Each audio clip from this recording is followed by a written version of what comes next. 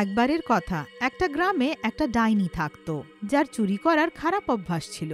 অন্যান্য ভূত আর ডাইনি এবং গ্রামবাসীরাও তাকে চোর ডাইনি বলে ডাকত। সে নিজের চুরি করা জিনিসগুলো একটা গুহায় রাখত। একদিন চোর ডাইনি একটা ঘরের পাশ দিয়ে যাচ্ছিল। তখনই ও কিছু আওয়াজ শোনে। আওয়াজটা ঘরের ভেতর থেকে আসছিল। ডাইনি ঘরের একটা জানলার কাছে গিয়ে দাঁড়িয়ে পড়ে আর সেই আওয়াজগুলো শুনতে লাগে। বাঁচাও, আমাকে বাঁচাও, মেরো না আমাকে, আমি এখান থেকে দূরে চলে যাব, প্লিজ। এখন আর কোনো লাভ নেই, এই নে। তখনই ভেতর থেকে এমন আওয়াজ আসে যেন সেই লোকটা সেই মহিলাকে চাকু দিয়ে মারছে। কিন্তু ডাইনি ওই আওয়াজগুলো অগ্রাহ্য করে দেয় আর তার নজর পড়ে অন্য একটা জিনিসে। ও বাইরে থেকে দেখতে পারছিল যে জানলার কাছে একটা টেবিলে একটা সুন্দর নেকলেস ছিল, যেটা অনেক চকমক করছিল। ডাইনি জানলার ভেতরে হাত দিয়ে সেই নেকলেসটা চুপি চুপি চুরি করে নেয় আর নিজের গুহার দিকে চলে যায়। গুহায় পৌঁছে ডাইনি, আজকে তো আমি এই কত সুন্দর নেকলেস পেলাম, এটা তো আমি আমার গলায় পরে রাখবো। বাহ, আজকে তো মজাই হয়ে গেল। তারপর ডাইনি নিজের গুহায় ঘুমিয়ে পড়ে। আর গ্রামে চারিদিকে আতঙ্ক ছড়িয়ে যায় যে চোর ডাইনিটা কাউকে মেরে তার ঘরে চুরি করেছে। সেই ঘরের বাইরে কয়েক গ্রামবাসী দাঁড়িয়েছিল। সেই মহিলার শবটা হাসপাতালে নিয়ে যাওয়া হচ্ছিল।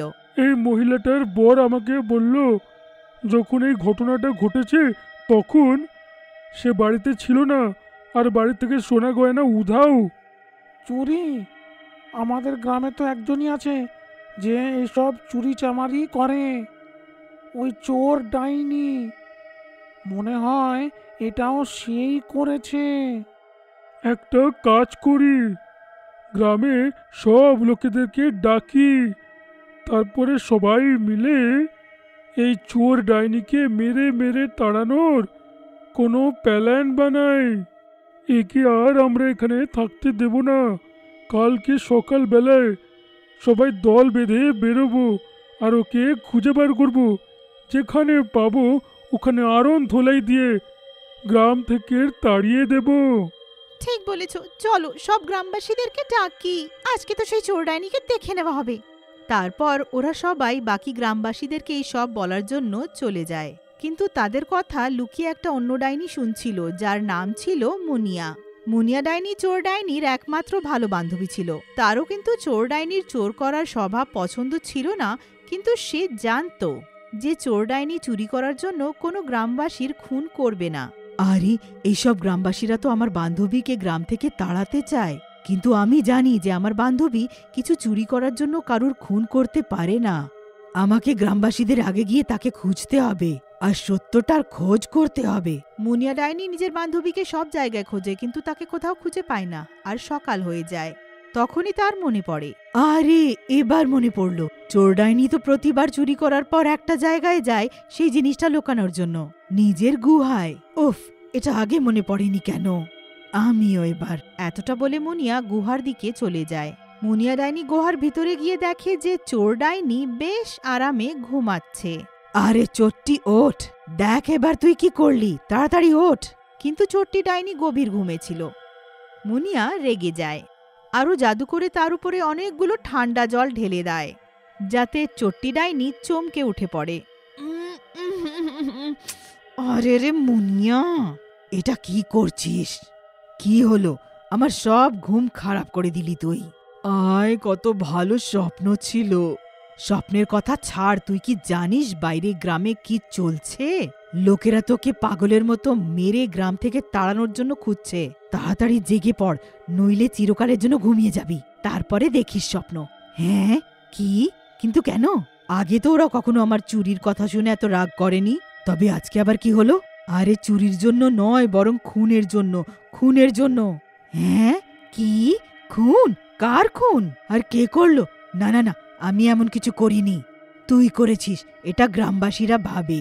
তাদের বিশ্বাস আছে যে তুই সেই মহিলাটার ঘরে চুরি করে তাকে মেরেছিস। আরে কিন্তু এটা সত্য নয়। আমি শুধু পশুদেরকে মারি খাওয়ার জন্য, মানুষকে নয়। আর আমার যত অবধি মনে পড়ছে, আমি সেই ঘরে কিছু আওয়াজ শুনেছিলাম। কোনো পুরুষ সেই মহিলাকে মারছিল। আমি শুধু সুযোগ দেখে সেই নেকলেস জানলা থেকে বার করলাম আর ওখান থেকে চলে এলাম। আরে আওয়াজ শোনার পরেও তুই ভেতরে দেখিসনি আর চুরি করে নিলি? ওই শয়তান যেই হোক না কেন, আমি তো বলেছিলাম চুরি করার এই অভ্যাস তোকে একদিন ফাঁসাবে, কিন্তু এবার আমি কি করি? এভাবে তো আমি গুহা থেকে বাইরেই যেতে পারবো না, আর ওরা যদি এখানে চলে আসে? এবার শুধু একটাই রাস্তা, গ্রামবাসীরা তোকে খুঁজে নিক, তার আগে আমাদেরকে সেই লোকটাকে খুঁজতে হবে যে নিজের বউকে মেরে অভিযোগ তোর মাথায় দিল। ও যদি গ্রামবাসীদের সামনে নিজের ভুল মেনে নেয় তো তুই বেঁচে যাবি, কিন্তু কথা দে যে তুই আবার কোনোদিন চুরি করবি না। হ্যাঁ, কথা দিলাম, কথা দিলাম। চল এবার সেই লোকটাকে খুঁজি। কিন্তু তুই কি জানিস ও দেখতে কেমন? কি তুই এটাও জানিস না যে ও দেখতে কেমন? আমার মনে হয় ও সেই মহিলাটার বর হবে, কিন্তু আমি জানি না ওকে কোথায় পাওয়া যাবে। আমি জানি না ও দেখতে কেমন, কিন্তু আমি তার গলা শুনেছিলাম, তার আওয়াজ শুনে আমি তাকে চিনে নেব। আচ্ছা ঠিক আছে, চল রূপ পাল্টে নি। কি জানি আমাকে আর কি করতে হবে নিজের প্রাণ বাঁচানোর জন্য। দুটো ডাইনি দুটো মহিলার রূপ নিয়ে গ্রামে চলে আসে। ওরা দেখে যে গ্রামে চারিদিকে লোকেরা চট্টি ডাইনিকে খুঁজছে, হাতে লাঠি নিয়ে। বোন, আমার তো অনেক ভয় হচ্ছে, ওরা তো আমাকে এমন খুঁজছে যেন আমি কোনো খুন করেছি।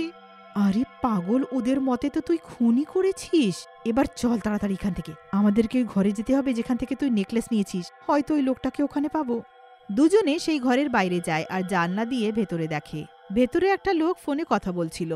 আরে মুনিয়া, এটা তো সেই লোকটা যার গলা আমি আগে শুনেছিলাম, ওই সেই মহিলাটাকে মেরেছে। চল ভেতরে গিয়ে তাকে ধরি। আরে দাঁড়া, আগে তার কথাটা শুনি ও কার সাথে কথা বলছে। ঠিক আছে। দুজনে মিলে সেই লোকটার কথা শুনতে লাগে। ডার্লিং, আমাদের রাস্তা একদম ক্লিয়ার, কিন্তু নেকলেসটা পাওয়া গেল না। হ্যাঁ, চিন্তা করো না, কিন্তু গ্রামের লোকেরা মিলে ওই চোর ডাইনিকে ধরে ওকে মারতে মারতে গ্রাম থেকে বার করুক, আর আমার নেকলেস আর জিনিস আমি ফেরত পেয়ে যাই। তারপর ওই নেকলেসটা তোমার গলায়।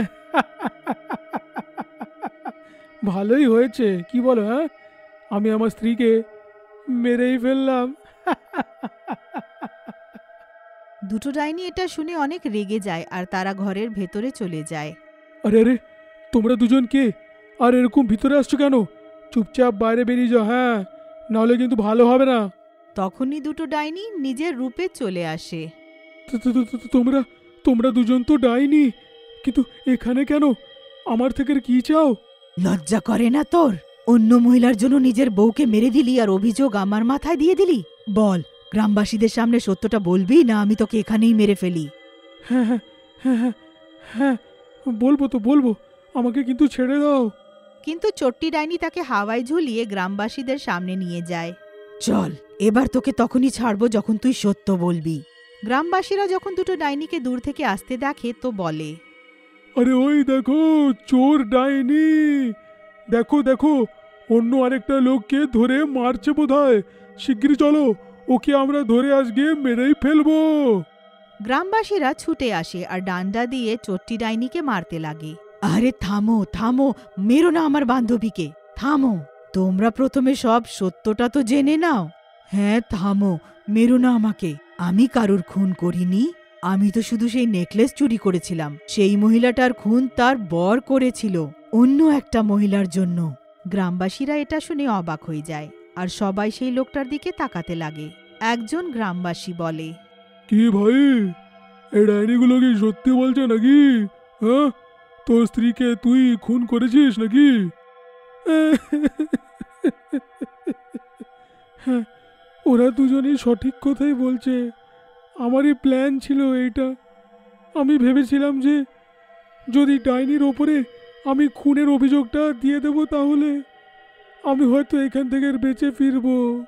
হাই ভগবান, তো এইসব তুই করেছিলিস আর অভিযোগ ডাইনির উপরে দিলি? এটা তো বড্ড বাড়াবাড়ি হলো। একটা মানুষ একটা ডাইনির উপরে অভিযোগ দিচ্ছে, কি যে দিনকাল এসেছে। বাহ বাহ, চমৎকার কাজ করেছিস। তোর একটুও লজ্জা করলো না রে ভাই, যে তুই নিজের স্ত্রীকে অন্য মহিলার জন্য মেরে দিলি? আরে একে মারো, সবাই মারো, একে নিজের কর্মের ফলটা এক্ষুনি পেতে হবে। গ্রামবাসীরা মার মার বলতে লাগে আর সবাই মিলে সেই লোকটাকে মেরে গ্রাম থেকে তাড়িয়ে দেয়। আর চোর ডাইনি নিজের বান্ধবী মুনিয়া ডাইনিকে চুরি না করার প্রতিশ্রুতি দেয়।